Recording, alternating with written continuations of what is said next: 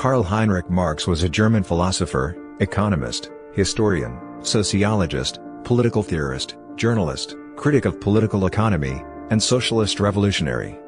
His best-known titles are the 1848 pamphlet The Communist Manifesto, and the four-volume Das Kapital, 1867–1883. Marx's political and philosophical thought had enormous influence on subsequent intellectual, economic, and political history.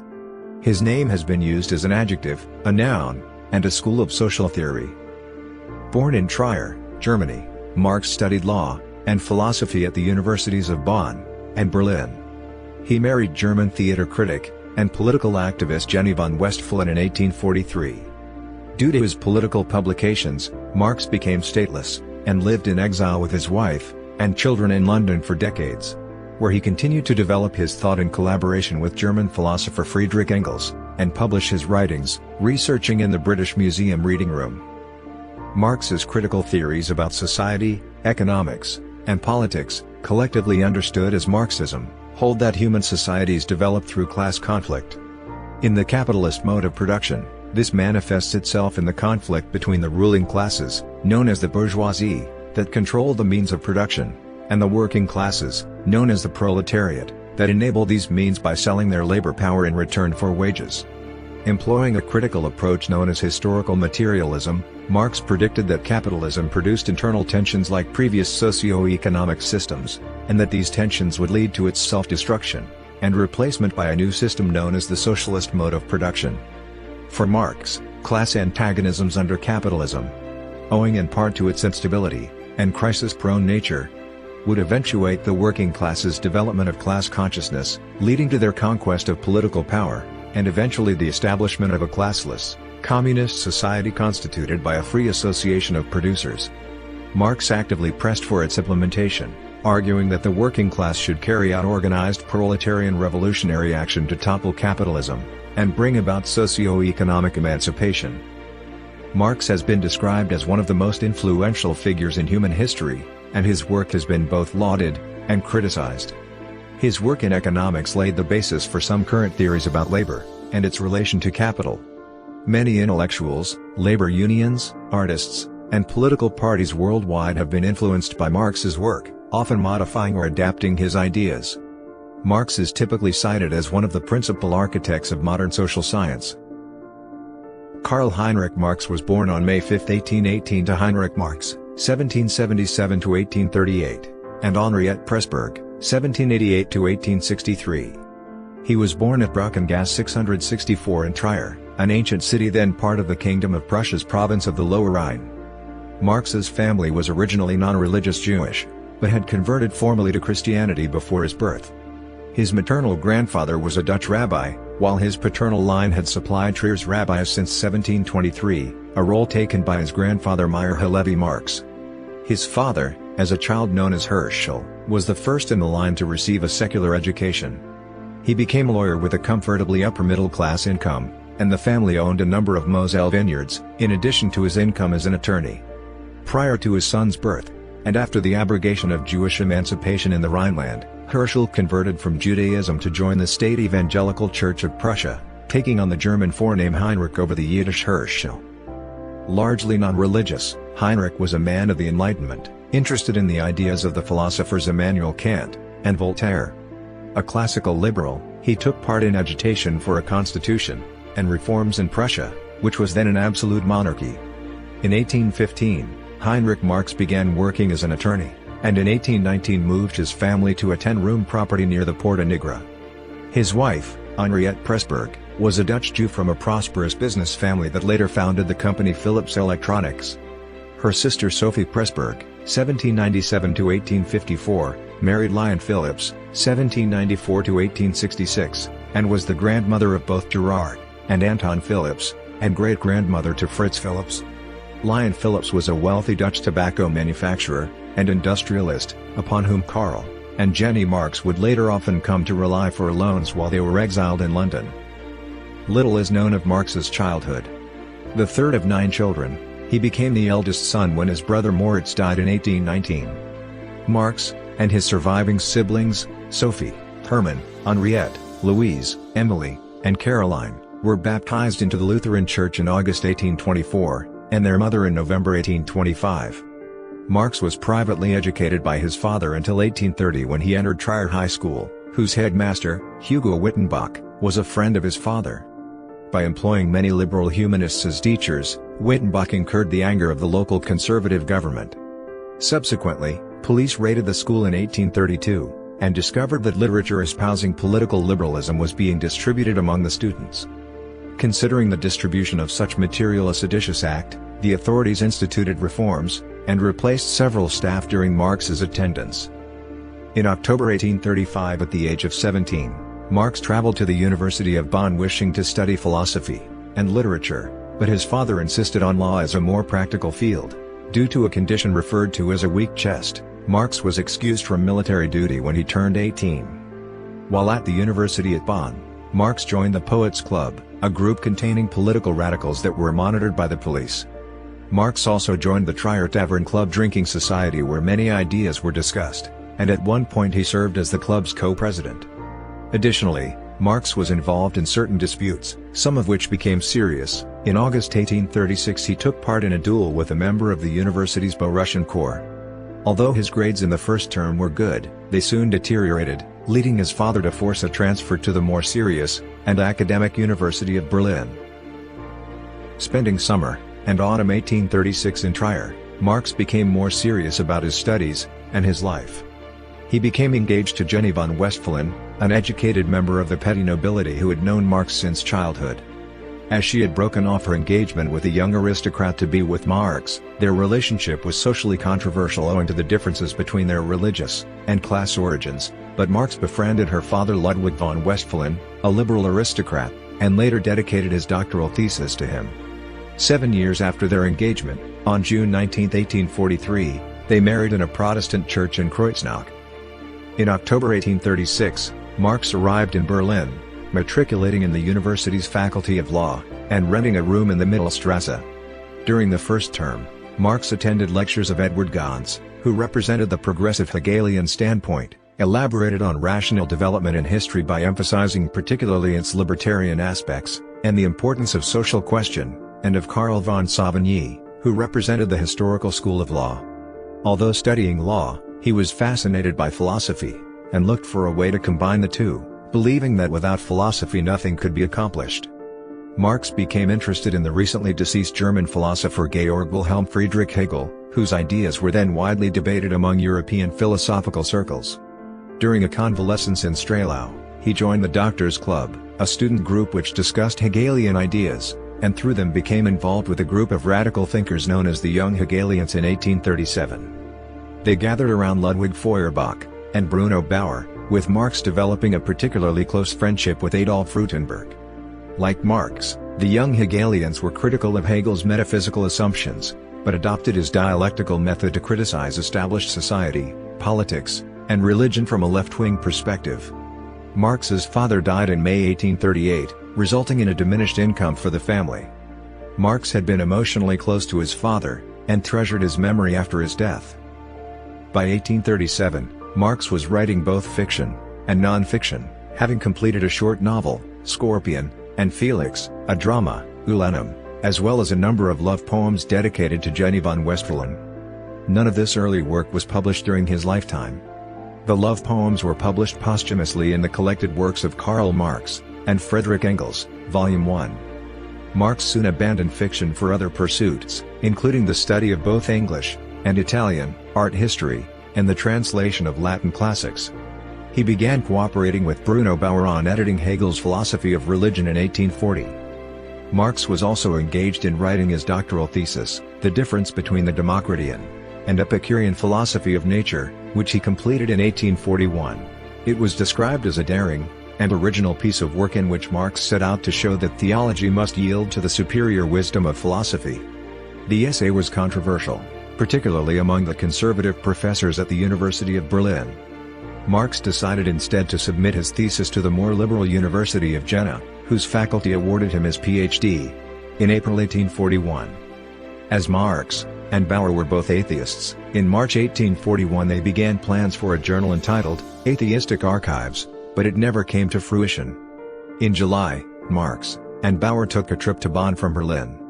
There they scandalized their class by getting drunk, laughing in church, and galloping through the streets on donkeys. Marx was considering an academic career, but this path was barred by the government's growing opposition to classical liberalism, and the young Hegelians.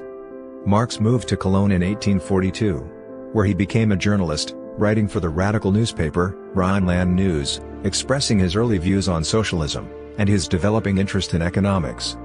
Marx criticized right-wing European governments as well as figures in the liberal and socialist movements, whom he thought ineffective or counterproductive.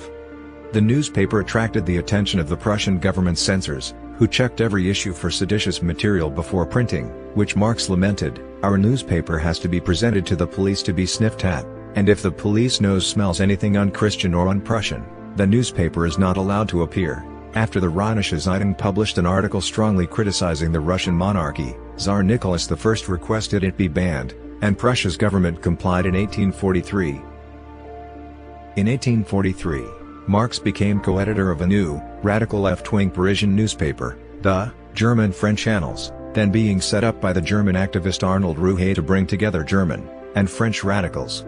Therefore Marx and his wife moved to Paris in October 1843.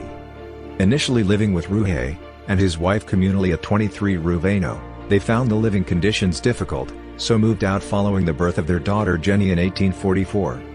Although intended to attract writers from both France and the German states, the Jahrbucher was dominated by the latter, and the only non-German writer was the exiled Russian anarchist collectivist Mikhail Bakunin.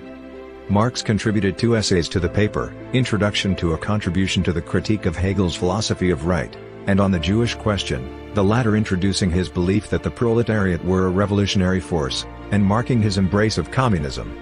Only one issue was published, but it was relatively successful, largely owing to the inclusion of Heinrich Heine's satirical odes on King Ludwig of Bavaria, leading the German states to ban it and seize imported copies. Ruhe nevertheless refused to fund the publication of further issues, and his friendship with Marx broke down. After the paper's collapse, Marx began writing for the only uncensored German-language radical newspaper left, Vorwärts, Forward. Based in Paris, the paper was connected to the League of the Just, a utopian socialist secret society of workers and artisans. Marx attended some of their meetings but did not join.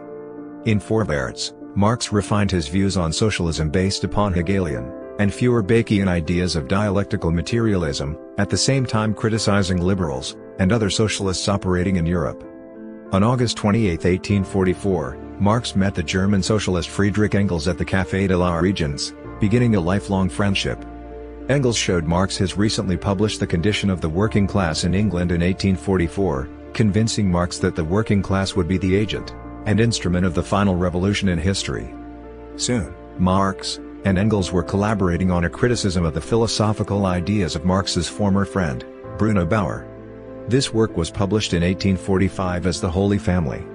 Although critical of Bauer, Marx was increasingly influenced by the ideas of the young Hegelians Max Stirner and Ludwig Feuerbach, but eventually Marx and Engels abandoned Feuerbachian materialism as well. During the time that he lived at 38 Rue Vaneau in Paris, from October 1843 until January 1845, Marx engaged in an intensive study of political economy. Adam Smith, David Ricardo, James Mill, etc., the French socialists, especially Claude-Henri Street, Simon, and Charles Fourier, and the history of France. The study of and critique of political economy is a project that Marx would pursue for the rest of his life, and would result in his major economic work. The 3-volume series called Das Kapital. Marxism is based in large part on 3 influences: Hegel's dialectics, French utopian socialism, and British political economy. Together with his earlier study of Hegel's dialectics, the studying that Marx did during this time in Paris meant that all major components of Marxism were in place by the autumn of 1844. Marx was constantly being pulled away from his critique of political economy, not only by the usual daily demands of the time, but additionally by editing a radical newspaper, and later by organizing and directing the efforts of a political party during years of potentially revolutionary popular uprisings of the citizenry. Still, Marx was always drawn back to his studies where he sought to understand the inner workings of capitalism. An outline of Marxism had definitely formed in the mind of Karl Marx by late 1844. Indeed, Many features of the Marxist view of the world had been worked out in great detail, but Marx needed to write down all of the details of his worldview to further clarify the new critique of political economy in his own mind. Accordingly, Marx wrote the economic and philosophical manuscripts. These manuscripts covered numerous topics, detailing Marx's concept of alienated labor.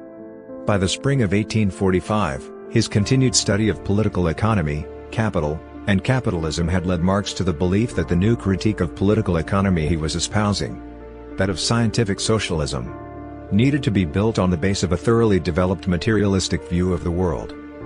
The economic and philosophical manuscripts of 1844 had been written between April and August 1844, but soon Marx recognized that the manuscripts had been influenced by some inconsistent ideas of Ludwig Feuerbach.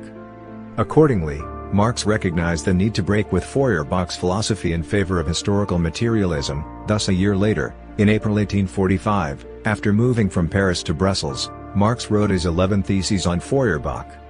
The Theses on Feuerbach are best known for Thesis 11, which states that philosophers have only interpreted the world in various ways. The point is to change it. This work contains Marx's criticism of materialism, for being contemplative, idealism, for reducing practice to theory, and, overall, philosophy, for putting abstract reality above the physical world. It thus introduced the first glimpse at Marx's historical materialism, an argument that the world is changed not by ideas but by actual, physical, material activity, and practice. In 1845, after receiving a request from the Prussian king, the French government shut down forbearance, with the interior minister, François Guizot, expelling Marx from France. Unable either to stay in France or to move to Germany, Marx decided to emigrate to Brussels in Belgium in February 1845. However, to stay in Belgium he had to pledge not to publish anything on the subject of contemporary politics. In Brussels, Marx associated with other exiled socialists from across Europe, including Moses Hess, Karl Heinrich, and Joseph Wiedemeyer. In April 1845, Engels moved from Barmen in Germany to Brussels to join Marx and the growing cadre of members of the League of the Just now seeking home in Brussels. Later, Mary Burns, Engels' longtime companion, left Manchester, England to join Engels in Brussels.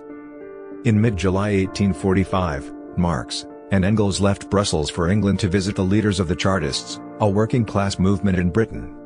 This was Marx's first trip to England, and Engels was an ideal guide for the trip.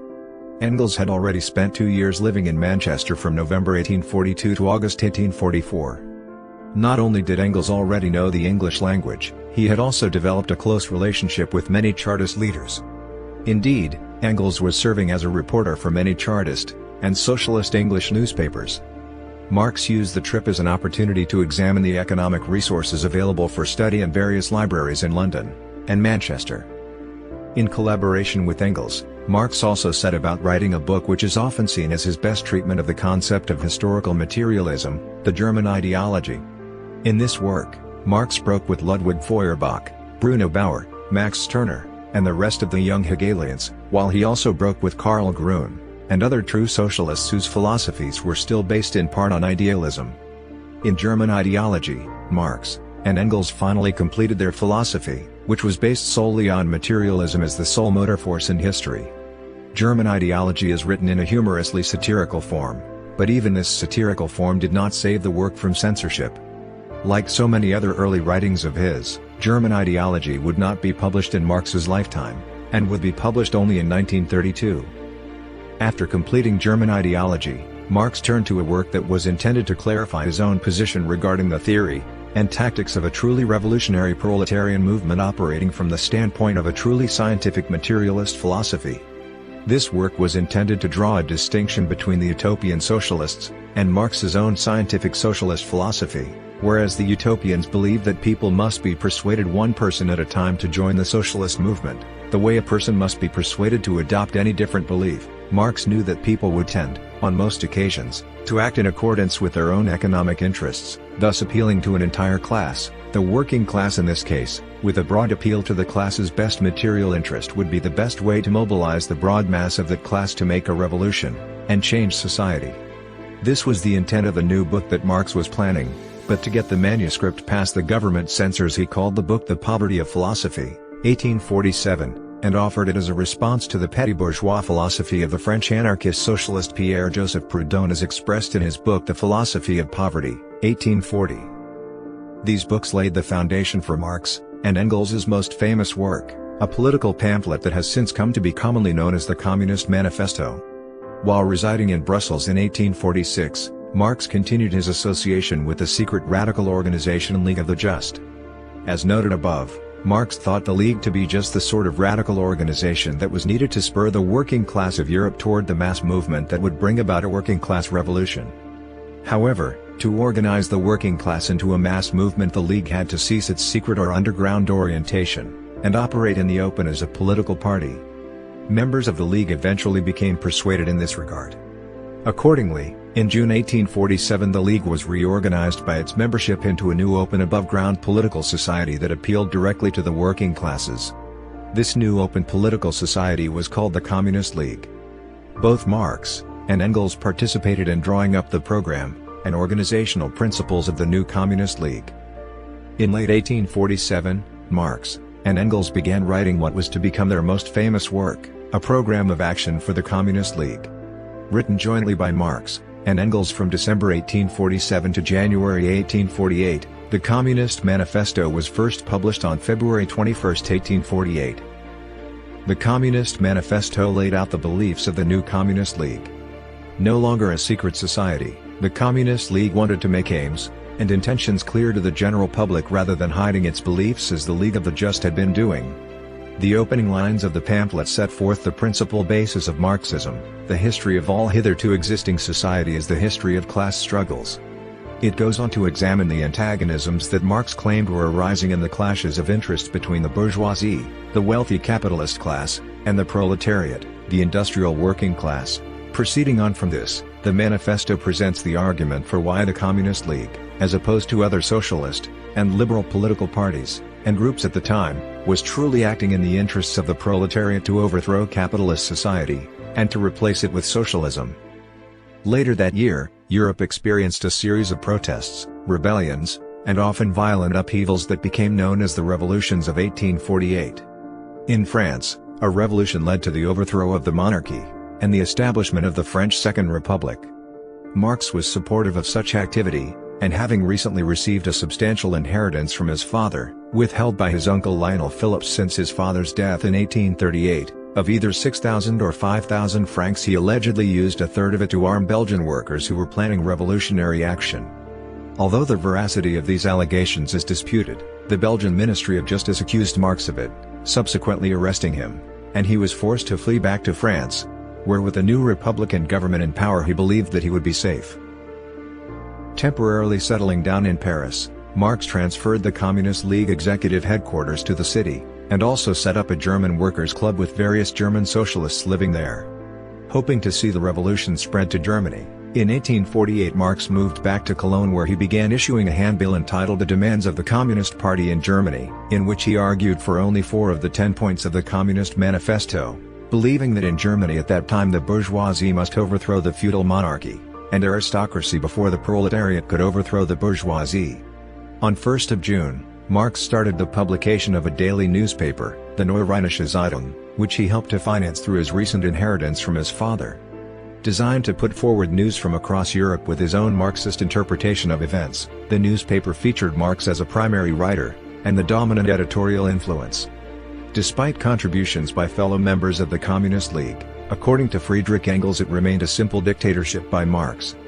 Whilst editor of the paper, Marx and the other revolutionary socialists were regularly harassed by the police, and Marx was brought to trial on several occasions, facing various allegations including insulting the chief public prosecutor, committing a press misdemeanor, and inciting armed rebellion through tax boycotting, although each time he was acquitted. Meanwhile, the democratic parliament in Prussia collapsed, and the king, Frederick William IV, introduced a new cabinet of his reactionary supporters, who implemented counter-revolutionary measures to expunge left-wing and other revolutionary elements from the country. Consequently, the Neue Rheinische Zeitung was soon suppressed, and Marx was ordered to leave the country on 16 May. Marx returned to Paris, which was then under the grip of both the reactionary counter-revolution and a cholera epidemic, and was soon expelled by the city authorities, who considered him a political threat. with his wife Jenny expecting their fourth child, and with Marx not able to move back to Germany or Belgium. In August 1849 he sought refuge in London. Marx moved to London in early June 1849, and would remain based in the city for the rest of his life. The headquarters of the Communist League also moved to London. However, in the winter of 1849 to 1850, a split within the ranks of the Communist League occurred when a faction within it led by August Willich and Karl Schapper began agitating for an immediate uprising.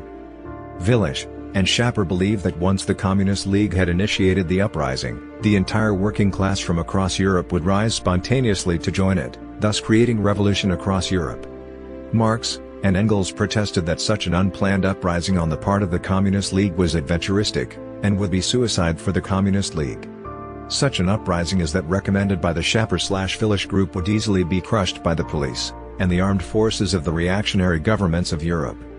Marx maintained that this would spell doom for the Communist League itself, arguing that changes in society are not achieved overnight through the efforts and willpower of a handful of men.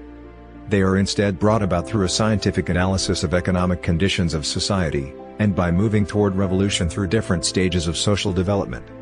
In the present stage of development, circa 1850, following the defeat of the uprisings across Europe in 1848, he felt that the Communist League should encourage the working class to unite with progressive elements of the rising bourgeoisie to defeat the feudal aristocracy on issues involving demands for governmental reforms, such as a constitutional republic with freely elected assemblies, and universal, male, suffrage.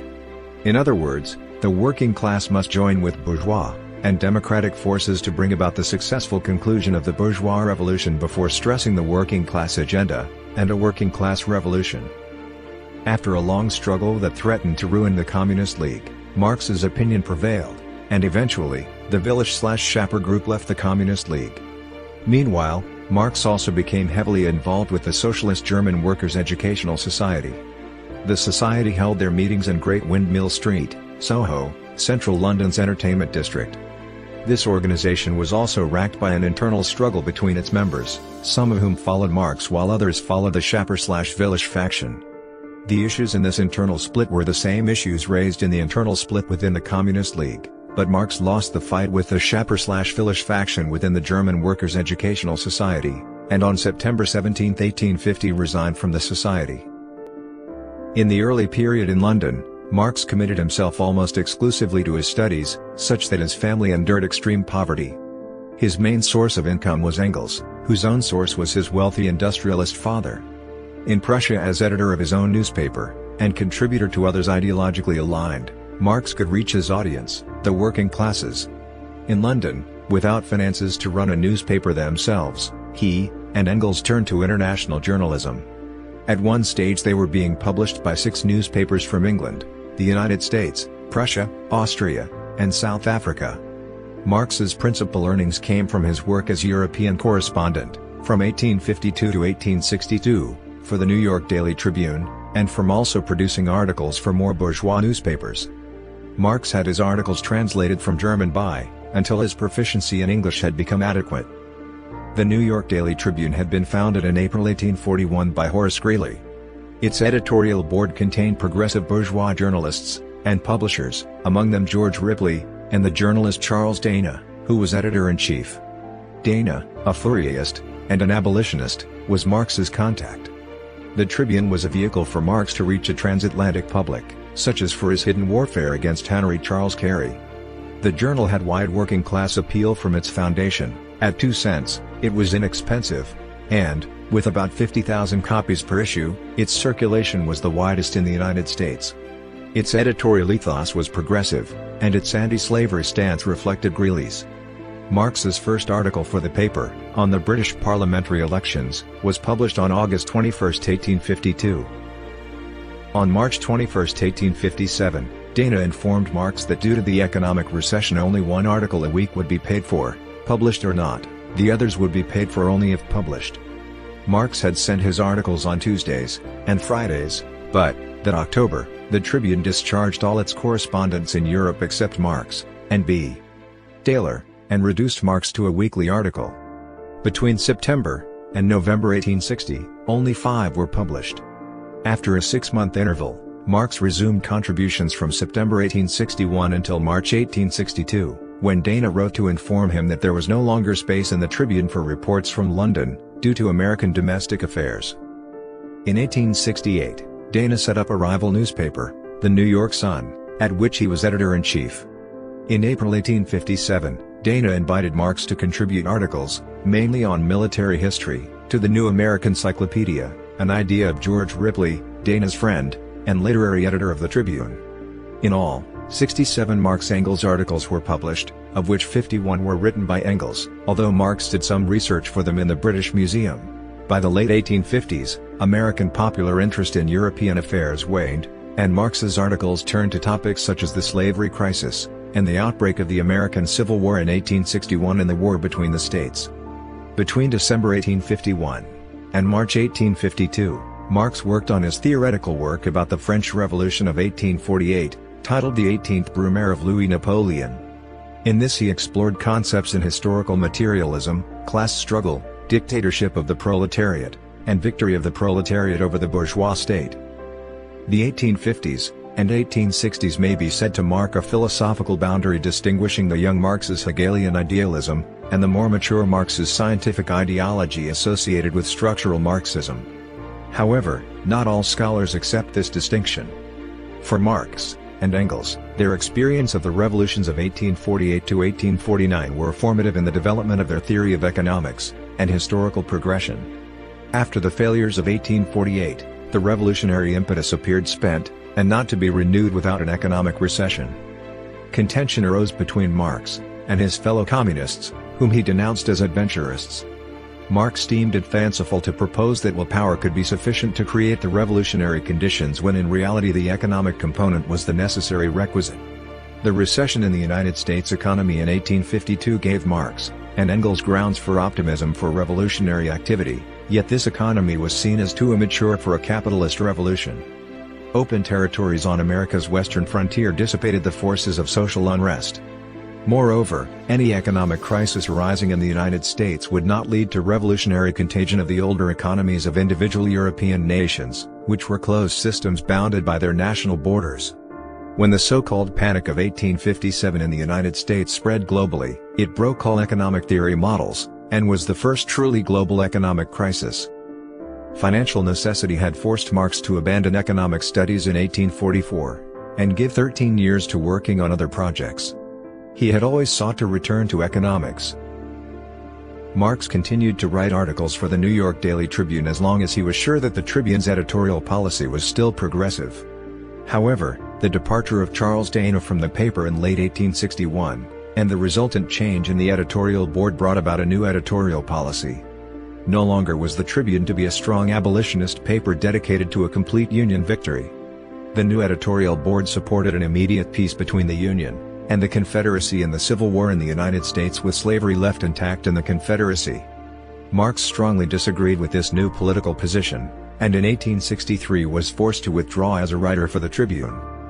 In 1864, Marx became involved in the International Working Men's Association, also known as the First International, to whose General Council he was elected at its inception in 1864.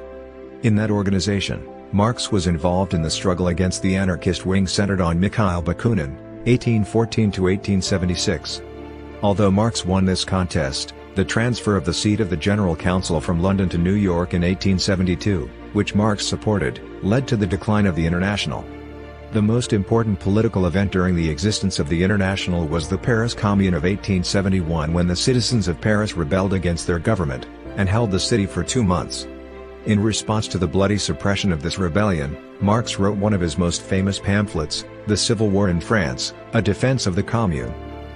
Given the repeated failures and frustrations of workers' revolutions and movements, Marx also sought to understand and provide a critique suitable for the capitalist mode of production, and hence spent a great deal of time in the reading room of the British Museum studying.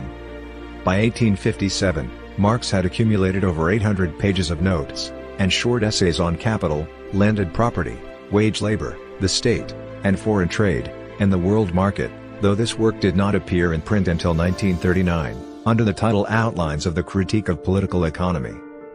In 1859, Marx published a contribution to the Critique of Political Economy, his first serious critique of political economy.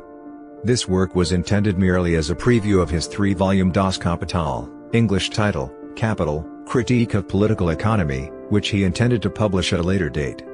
In a contribution to the Critique of Political Economy, Marx began to critically examine axioms and categories of economic thinking. Labor seems to be a very simple category. The notion of labor in this universal form, as labor in general, is also extremely old. Nevertheless, labor in this simplicity is economically considered just as modern a category as the relations which give rise to this simple abstraction. The work was enthusiastically received, and the edition sold out quickly.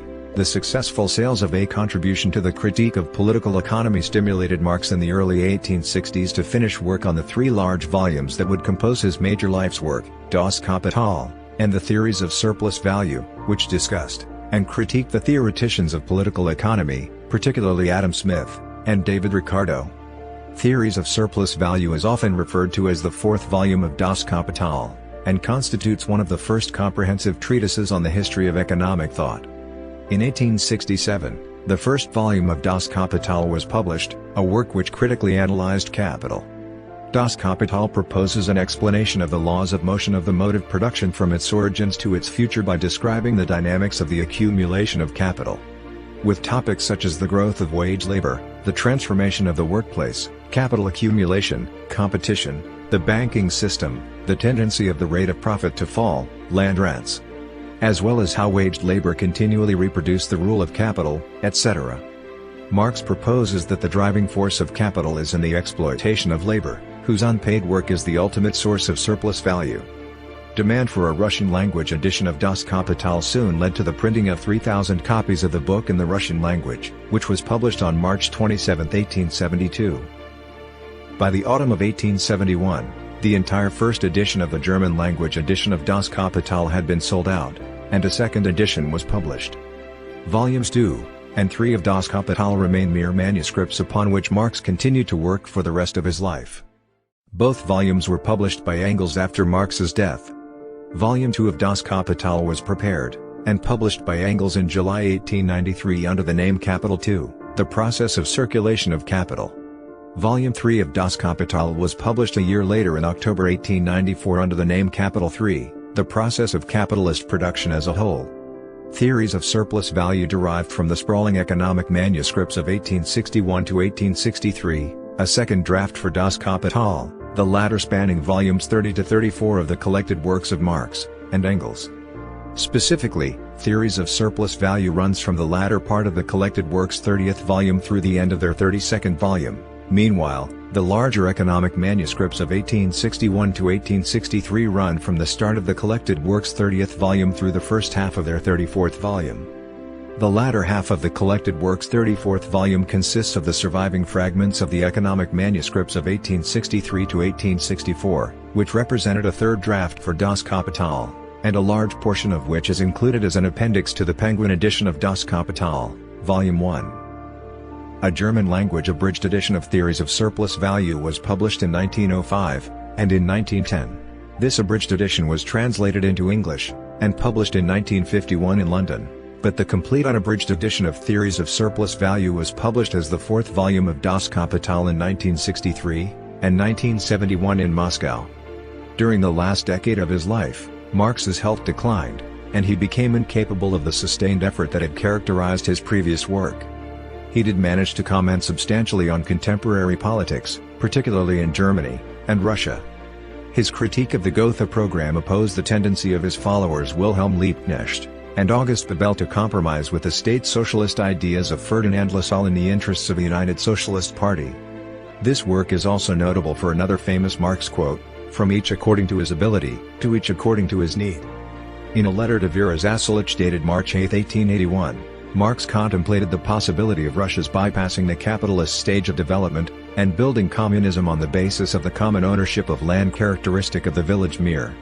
While admitting that Russia's rural commune is the fulcrum of social regeneration in Russia, Marx also warned that in order for the mir to operate as a means for moving straight to the socialist stage without a preceding capitalist stage, it would first be necessary to eliminate the deleterious influences which are assailing it, the rural commune, from all sides. Given the elimination of these pernicious influences, Marx allowed that normal conditions of spontaneous development of the rural commune could exist. However, in the same letter to Vera Zasilic he points out that at the core of the capitalist system lies the complete separation of the producer from the means of production. In one of the drafts of this letter, Marx reveals his growing passion for anthropology, motivated by his belief that future communism would be a return on a higher level to the communism of our prehistoric past. He wrote that the historical trend of our age is the fatal crisis which capitalist production has undergone in the European and American countries where it has reached its highest peak, a crisis that will end in its destruction, in the return of modern society to a higher form of the most archaic type, collective production and appropriation. He added that the vitality of primitive communities was incomparably greater than that of Semitic, Greek, Roman, etc. societies, and, a fortiori, that of modern capitalist societies. Before he died, Marx asked Engels to write up these ideas, which were published in 1884 under the title The Origin of the Family, Private Property, and the State. Marx and von Westphalen had 7 children together, but partly owing to the poor conditions in which they lived whilst in London, only 3 survived to adulthood. Their children were, Jenny Caroline, M. Longwet, 1844–1883, Jenny Laura, M. Lafargue, 1845–1911, Edgar, 1847–1855, Henry Edward Guy, Guido, 1849–1850, Jenny Eveline Francis, Francisca, 1851–1852, Jenny Julia Eleanor, 1855–1898, and one more who died before being named, July 1857. According to his son-in-law, Paul Lafargue, Marx was a loving father. In 1962, there were allegations that Marx fathered a son, Freddie, out of wedlock by his housekeeper, Helene de Muth, but the claim is disputed for lack of documented evidence. Marx frequently used pseudonyms, often when renting a house or flat, apparently to make it harder for the authorities to track him down. While in Paris, he used that of Monsieur Ramboz, whilst in London, he signed off his letters as A. Williams. His friends referred to him as Moore, owing to his dark complexion and black curly hair, while he encouraged his children to call him Old Nick and Charlie. He also bestowed nicknames and pseudonyms on his friends and family as well, referring to Friedrich Engels as General, his housekeeper Helene as Lincoln or Nim, while one of his daughters, Jenniken, was referred to as Kiki, Emperor of China, and another, Laura, was known as Kakadu or the Hottentot. Marx drank heavily until his death after joining the Trier Tavern Club drinking society in the 1830s. Marx was afflicted by poor health, what he himself described as the wretchedness of existence, and various authors have sought to describe and explain it. His biographer Werner Blumenberg attributed it to liver and gall problems which Marx had in 1849, and from which he was never afterward free, exacerbated by an unsuitable lifestyle. The attacks often came with headaches, eye inflammation, neuralgia in the head, and rheumatic pains. A serious nervous disorder appeared in 1877, and protracted insomnia was a consequence, which Marx fought with narcotics. The illness was aggravated by excessive nocturnal work and faulty diet. Marx was fond of highly seasoned dishes, smoked fish, caviar, pickled cucumbers, none of which are good for liver patients, but he also liked wine and liqueurs, and smoked an enormous amount, and since he had no money, it was usually bad quality cigars. From 1863, Marx complained a lot about boils. These are very frequent with liver patients, and may be due to the same causes. The abscesses were so bad that Marx could neither sit nor work upright. According to Blumenberg, Marx's irritability is often found in liver patients. The illness emphasized certain traits in his character. He argued cuttingly, his biting satire did not shrink at insults, and his expressions could be rude and cruel. Though in general Marx had blind faith in his closest friends, nevertheless he himself complained that he was sometimes too mistrustful and unjust even to them. His verdicts, not only about enemies but even about friends, were sometimes so harsh that even less sensitive people would take offense. There must have been few whom he did not criticize like this. Not even Engels was an exception. According to Princeton historian Gerald Seigel, in his late teens, Marx may have had pneumonia or pleurisy, the effects of which led to his being exempted from Prussian military service. In later life, whilst working on Das Kapital, which he never completed, Marx suffered from a trio of afflictions. A liver ailment, probably hereditary, was aggravated by overwork, a bad diet, and lack of sleep. Inflammation of the eyes was induced by too much work at night. A third affliction, eruption of carbuncles or boils, was probably brought on by general physical debility, to which the various features of Marx's style of life, alcohol, tobacco, poor diet, and failure to sleep, all contributed. Engels often exhorted Marx to alter this dangerous regime. In Seigel's thesis, what lay behind this punishing sacrifice of his health may have been guilt about self-involvement and egoism, originally induced in Karl Marx by his father. In 2007, a retrodiagnosis of Marx's skin disease was made by dermatologist Sam Schuster of Newcastle University, and for Schuster, the most probable explanation was that Marx suffered not from liver problems, but from hidradenitis suppurativa, a recurring infective condition arising from blockage of apocrine ducts opening into hair follicles. This condition, which was not described in the English medical literature until 1933, hence would not have been known to Marx's physicians, can produce joint pain, which could be misdiagnosed as rheumatic disorder, and painful eye conditions. To arrive at his retrodiagnosis, Schuster considered the primary material, the Marx correspondence published in the 50 volumes of the Marx/Engels collected works. There, although the skin lesions were called furuncles, boils, and carbuncles by Marx, his wife, and his physicians, they were too persistent, recurrent, destructive, and site-specific for the diagnosis. The sites of the persistent carbuncles were noted repeatedly in the armpits, groins, perianal, genital, penis, and scrotum, and suprapubic regions, and inner thighs, favored sites of hidradenitis suppurativa. Professor Schuster claimed the diagnosis can now be made definitively. Schuster went on to consider the potential psychosocial effects of the disease, noting that the skin is an organ of communication, and that hidradenitis suppurativa produces much psychological distress, including loathing, and disgust, and depression of self-image, mood, and well-being, feelings for which Schuster found much evidence in the Marx correspondence. Professor Schuster went on to ask himself whether the mental effects of the disease affected Marx's work, and even helped him to develop his theory of alienation.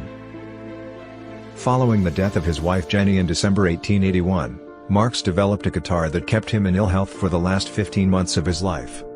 It eventually brought on the bronchitis and pleurisy that killed him in London on March 14, 1883, when he died a stateless person at age 64.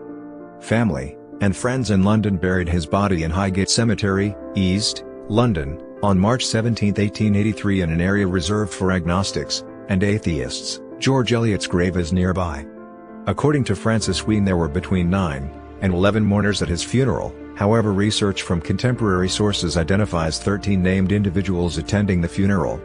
They were Friedrich Engels, Eleanor Marx, Edward Aveling, Paul Lafargue, Charles Longwet, Helene de Muth, Wilhelm Liebknecht, Gottlieb Lemke, Frederick Lessner, G. Lochner, Cyril Lancaster, Karl Skurlemmer, and Ernest Radford. A contemporary newspaper account claims that 25 to 30 relatives and friends attended the funeral. A writer in the graphic noted that by a strange blunder, his death was not announced for 2 days, and then as having taken place at Paris. The next day the correction came from Paris, and when his friends and followers hastened to his house in Haverstock Hill to learn the time and place of burial, they learned that he was already in the cold ground. But for this secrecy, sick, and haste, a great popular demonstration would undoubtedly have been held over his grave. Several of his closest friends spoke at his funeral, including Wilhelm Liebknecht and Friedrich Engels. Engels' speech included the passage, on the 14th of March, at 2:45 in the afternoon, "The greatest living thinker ceased to think." He had been left alone for scarcely 2 minutes, and when we came back we found him in his armchair, peacefully gone to sleep, but forever.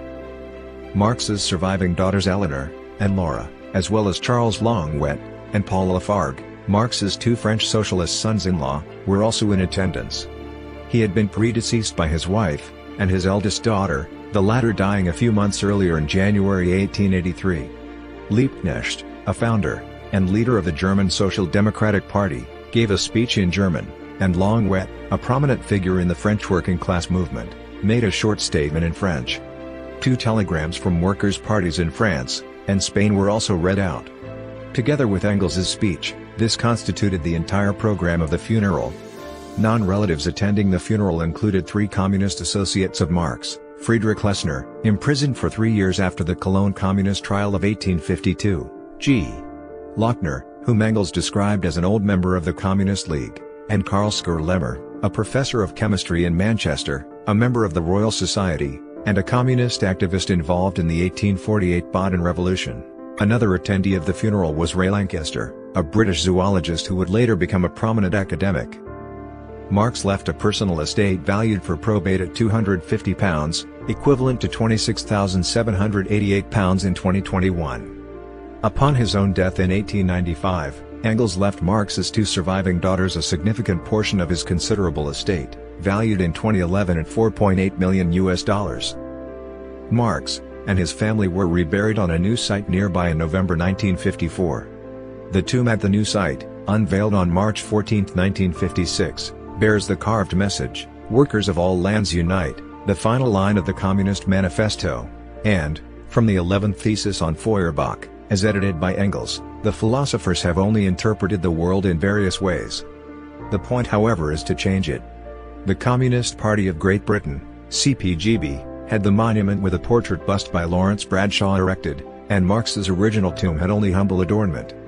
Black civil rights leader, and CPGB activist Claudia Jones was later buried beside Karl Marx's tomb. The Marxist historian Eric Hobsbawm remarked, "One cannot say Marx died a failure because although he had not achieved a large following of disciples in Britain, his writings had already begun to make an impact on the left-wing movements in Germany and Russia." Within 25 years of his death, the continental European socialist parties that acknowledged Marx's influence on their politics were each gaining between 15 and 47% in those countries with representative democratic elections. Marx's thought demonstrates influence from many sources, including but not limited to Georg Wilhelm Friedrich Hegel's philosophy, the classical political economy, economics, of Adam Smith and David Ricardo, as well as Jean-Charles Léonard de Sismondi's critique of laissez-faire economics, and analysis of the precarious state of the proletariat. French socialist thought, in particular the thought of Jean-Jacques Rousseau, Henri de Saint-Simon, Pierre-Joseph Proudhon, and Charles Fourier. Earlier German philosophical materialism among the young Hegelians, particularly that of Ludwig Feuerbach and Bruno Bauer, as well as the French materialism of the late 18th century, including Diderot, Claude-Adrien Helvetius, and D'Holbach. Friedrich Engels' analysis of the working class, as well as the early descriptions of class provided by French liberals, and Saint-Simonians such as François Guizot, and Augustin Thierry. Marx's Judaic legacy has been identified as formative to both his moral outlook and his materialist philosophy.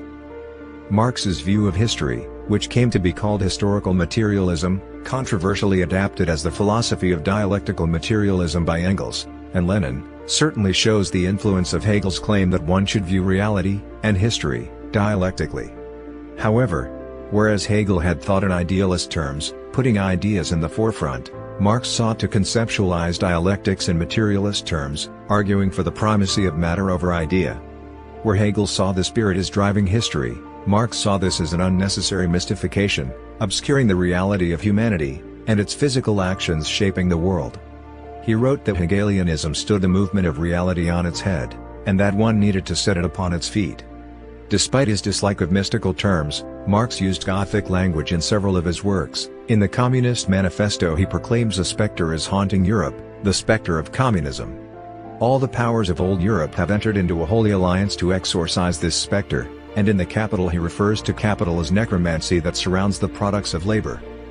Though inspired by French socialist and sociological thought, Marx criticized utopian socialists, arguing that their favored small-scale socialistic communities would be bound to marginalization and poverty, and that only a large-scale change in the economic system could bring about real change. Other important contributions to Marx's revision of Hegelianism came from Engels's book, The Condition of the Working Class in England in 1844, which led Marx to conceive of the historical dialectic in terms of class conflict, and to see the modern working class as the most progressive force for revolution, as well as from the social democrat Friedrich Wilhelm Schulz, who described the movement of society as flowing from the contradiction between the forces of production and the mode of production. Marx believed that he could study history and society scientifically, discerning tendencies of history, and thereby predicting the outcome of social conflicts.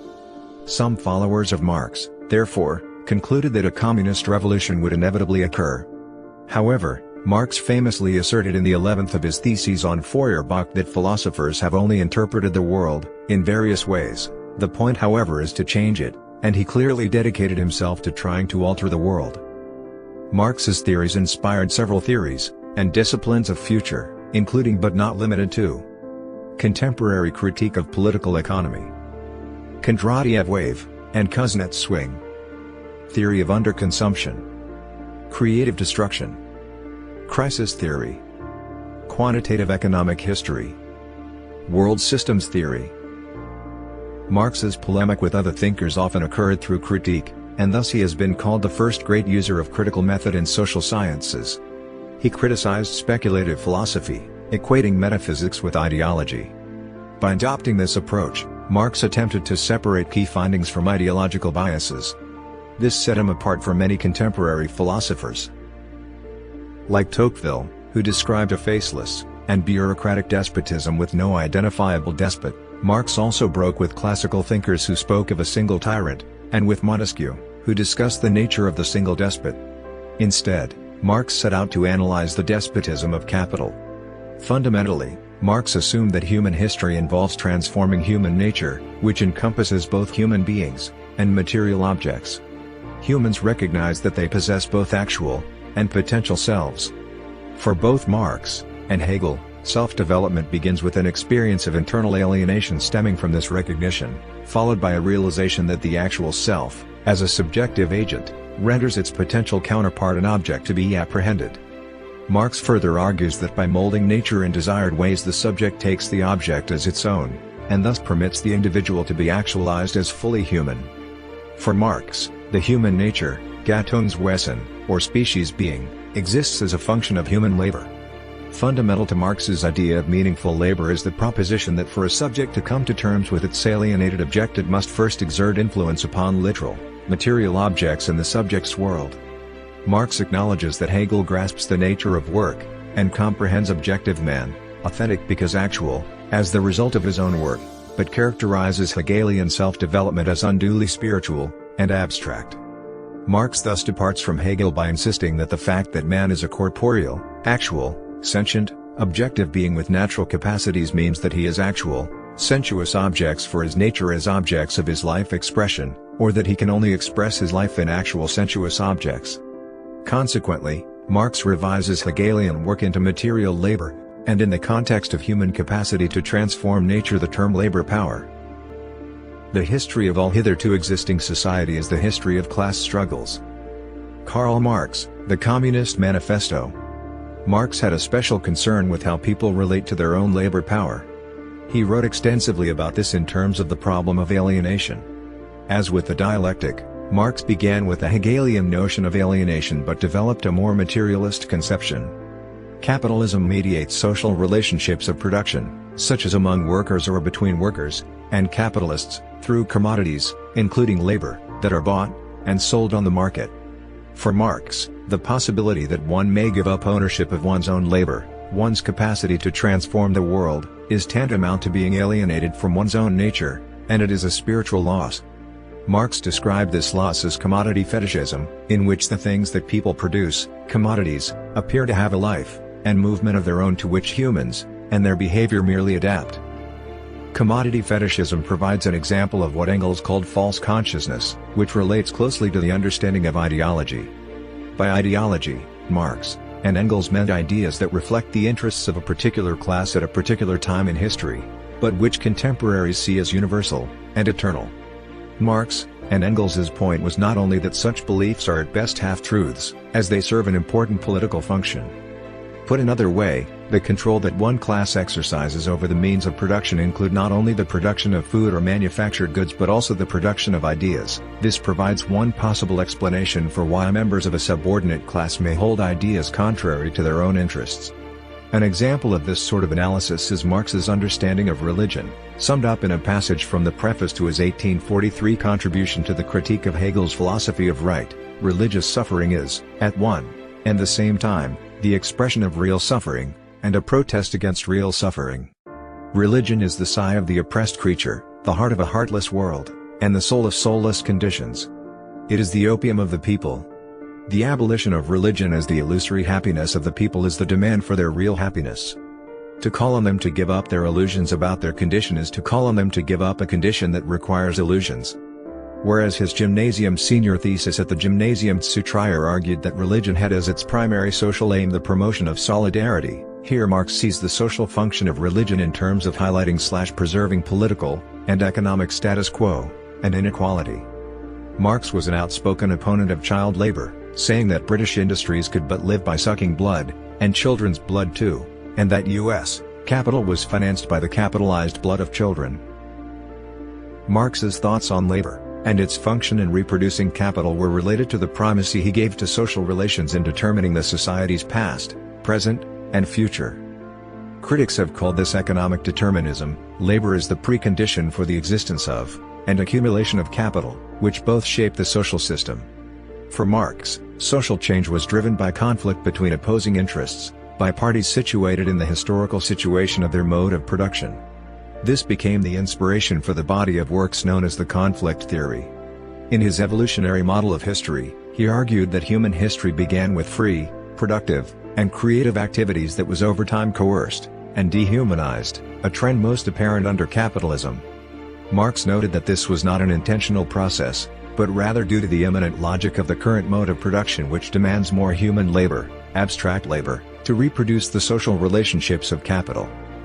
The organization of society depends on means of production. The means of production are all things required to produce material goods, such as land, natural resources, and technology, but not human labor. The relations of production are the social relationships people enter into as they acquire and use the means of production. Together, these compose the mode of production, and Marx distinguished historical eras in terms of modes of production. Marx differentiated between base and superstructure, where the base, or substructure, is the economic system, and superstructure is the cultural and political system. Marx regarded this mismatch between economic base and social superstructure as a major source of social disruption and conflict. Despite Marx's stress on the critique of capitalism and discussion of the new communist society that should replace it, his explicit critique is guarded, as he saw it as an improved society compared to the past ones, slavery and feudalism. Marx never clearly discusses issues of morality and justice, but scholars agree that his work contained implicit discussion of those concepts. Marx's view of capitalism was two-sided. On one hand, in the 19th century's deepest critique of the dehumanizing aspects of this system, he noted that defining features of capitalism include alienation, exploitation, and recurring, cyclical depressions leading to mass unemployment.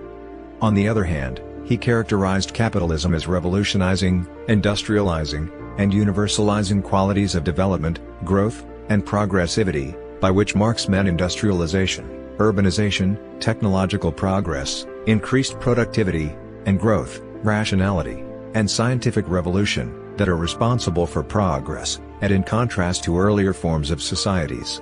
Marx considered the capitalist class to be one of the most revolutionary in history because it constantly improved the means of production, more so than any other class in history, and was responsible for the overthrow of feudalism. Capitalism can stimulate considerable growth because the capitalist has an incentive to reinvest profits in new technologies and capital equipment. According to Marx, capitalists take advantage of the difference between the labor market and the market for whatever commodity the capitalist can produce. Marx observed that in practically every successful industry, input unit costs are lower than output unit prices. Marx called the difference surplus value, and argued that it was based on surplus labor, the difference between what it costs to keep workers alive, and what they can produce. Although Marx describes capitalists as vampires sucking workers' blood, he notes that drawing profit is by no means an injustice, since Marx, according to Allen Wood, excludes any transepochal standpoint from which one can comment on the morals of such particular arrangements. Marx also noted that even the capitalists themselves cannot go against the system. The problem is the cancerous cell of capital, understood not as property or equipment, but the social relations between workers and owners, the selling and purchasing of labor power, the societal system, or rather mode of production, in general. At the same time, Marx stressed that capitalism was unstable and prone to periodic crises. He suggested that over time capitalists would invest more and more in new technologies, and less in labor. Since Marx believed that profit derived from surplus value appropriated from labor, He concluded that the rate of profit would fall as the economy grows. Marx believed that increasingly severe crises would punctuate this cycle of growth and collapse. Moreover, he believed that in the long term, this process would enrich and empower the capitalist class and impoverish the proletariat. In Section 1 of the Communist Manifesto, Marx describes feudalism, capitalism, and the role internal social contradictions play in the historical process. We see then, the means of production and of exchange, on whose foundation the bourgeoisie built itself up, were generated in feudal society. At a certain stage in the development of these means of production and of exchange, the conditions under which feudal society produced and exchanged the feudal relations of property became no longer compatible with the already developed productive forces. They became so many fetters. They had to be burst asunder. They were burst asunder. Into their place stepped free competition, accompanied by a social and political constitution adapted in it, and the economic and political sway of the bourgeois class. A similar movement is going on before our own eyes. The productive forces at the disposal of society no longer tend to further the development of the conditions of bourgeois property. On the contrary, they have become too powerful for these conditions, by which they are fettered, and so soon as they overcome these fetters, they bring order into the whole of bourgeois society, endanger the existence of bourgeois property. Marx believed that those structural contradictions within capitalism necessitate its end, giving way to socialism, or a post-capitalistic, communist society. The development of modern industry, therefore, cuts from under its feet the very foundation on which the bourgeoisie produces and appropriates products. What the bourgeoisie, therefore, produces, above all, are its own gravediggers. Its fall, and the victory of the proletariat are equally inevitable. Sign equals, source equals. Thanks to various processes overseen by capitalism, such as urbanization, the working class, the proletariat, should grow in numbers, and develop class consciousness, in time realizing that they can, and must change the system. Marx believed that if the proletariat were to seize the means of production, they would encourage social relations that would benefit everyone equally, abolishing exploiting class, and introduce a system of production less vulnerable to cyclical crises. Marx argued in the German ideology that capitalism will end through the organized actions of an international working class. Communism is for us not a state of affairs which is to be established, an ideal to which reality will have to adjust itself. We call communism the real movement which abolishes the present state of things. The conditions of this movement result from the premises now in existence. In this new society, the alienation would end, and humans would be free to act without being bound by selling their labor. It would be a democratic society, enfranchising the entire population. In such a utopian world, there would also be little need for a state, whose goal was previously to enforce the alienation. Marx theorized that between capitalism and the establishment of a socialist/communist system, would exist a period of dictatorship of the proletariat, where the working class holds political power, and forcibly socializes the means of production. As he wrote in his critique of the Gotha program, between capitalist and communist society there lies the period of the revolutionary transformation of the one into the other. Corresponding to this is also a political transition period in which the state can be nothing but the revolutionary dictatorship of the proletariat. While he allowed for the possibility of peaceful transition in some countries with strong democratic institutional structures, such as Britain, the United States, and the Netherlands, he suggested that in other countries in which workers cannot attain their goal by peaceful means the lever of our revolution must be force. Marx viewed Russia as the main counter-revolutionary threat to European revolutions. During the Crimean War, Marx backed the Ottoman Empire, and its allies Britain and France against Russia. He was absolutely opposed to pan-Slavism, viewing it as an instrument of Russian foreign policy. Marx had considered the Slavic nations except Poles as counter-revolutionary. Marx and Engels published in the Neue Rheinische Zeitung in February 1849. To the sentimental phrases about brotherhood which we are being offered here on behalf of the most counter-revolutionary nations of Europe, we reply that hatred of Russians was, and still is the primary revolutionary passion among Germans, that since the Revolution of 1848, hatred of Czechs and Croats has been added, and that only by the most determined use of terror against these Slav peoples can we, jointly with the Poles and Magyars, safeguard the revolution. We know where the enemies of the revolution are concentrated, viz. in Russia, and the Slav regions of Austria, and no fine phrases, No illusions to an undefined democratic future for these countries can deter us from treating our enemies as enemies. Then there will be a struggle, an inexorable life and death struggle, against those Slavs who betray the revolution, an annihilating fight, and ruthless terror, not in the interests of Germany, but in the interests of the revolution. Marx and Engels sympathized with the Narodnik revolutionaries of the 1860s and 1870s. When the Russian revolutionaries assassinated Tsar Alexander II of Russia, Marx expressed the hope that the assassination foreshadowed the formation of a Russian commune. Marx supported the Polish uprisings against Tsarist Russia. He said in a speech in London in 1867, "In the first place, the policy of Russia is changeless. Its methods, its tactics, its maneuvers may change, but the polar star of its policy, world domination, is a fixed star. In our times only a civilized government ruling over barbarian masses can hatch out such a plan, and execute it. There is but one alternative for Europe. Either Asiatic barbarism, under Muscovite direction, will burst around its head like an avalanche, or else it must re-establish Poland, thus putting 20 million heroes between itself and Asia, and gaining a breathing spell for the accomplishment of its social regeneration." Marx supported the cause of Irish independence. In 1867, he wrote Engels, "I used to think the separation of Ireland from England impossible. I now think it inevitable. The English working class will never accomplish anything until it has got rid of Ireland. English reaction in England had its roots in the subjugation of Ireland."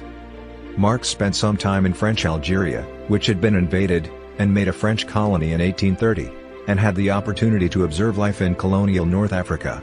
He wrote about the colonial justice system, in which a form of torture has been used, and this happens regularly, to extract confessions from the Arabs. Naturally it is done, like the English in India, by the police. The judge is supposed to know nothing at all about it. Marx was surprised by the arrogance of many European settlers in Algiers, and wrote in a letter, "When a European colonist dwells among the lesser breeds, either as a settler or even on business, he generally regards himself as even more inviolable than handsome William I, a Prussian king. Still, when it comes to bare-faced arrogance and presumptuousness vis-à-vis the lesser breeds, the British and Dutch outdo the French." According to the Stanford Encyclopedia of Philosophy, Marx's analysis of colonialism as a progressive force bringing modernization to a backward feudal society sounds like a transparent rationalization for foreign domination. His account of British domination, however, reflects the same ambivalence that he shows towards capitalism in Europe. In both cases, Marx recognizes the immense suffering brought about during the transition from feudal to bourgeois society while insisting that the transition is both necessary and ultimately progressive. He argues that the penetration of foreign commerce will cause a social revolution in India.